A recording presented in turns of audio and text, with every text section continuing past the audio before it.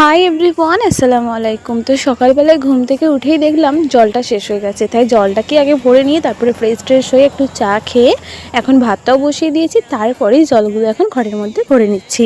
তারপরে বেশ কিছু সকালবেলায় আব্বা আলু নিয়ে এসেছিলো, সেই আলুগুলোকেই গোছাবো। তার আগে ভাবলাম আমাদের যে 3 থাকের যে র্যাকটা আছে আলু পেঁয়াজ রাখার, সেটাকে একটু ক্লিন করে নিই।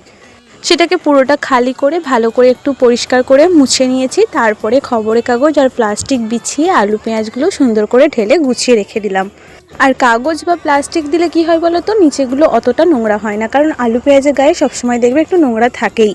আলু পেঁয়াজগুলোকে ভালো করে গুছিয়ে রেখে আমি এদিকে চলে এসেছি রান্নার জোগাড় করতে। আজকে করব একটু কলমি শাক ভাজা, তাই কলমি শাকটাকে একটু কেটে নিচ্ছি। ভালো করে কেটে বেছে ধুয়ে নিয়েছি, জল ঝরাতেও দিয়ে দিয়েছি। আর তার মধ্যে আবার নিয়ে চলে এসেছে মাছ। আর সেই মাছটার মধ্যে ছিল আবার একটুখানি কাটা মাছ আর একটুখানি বাটা মাছ।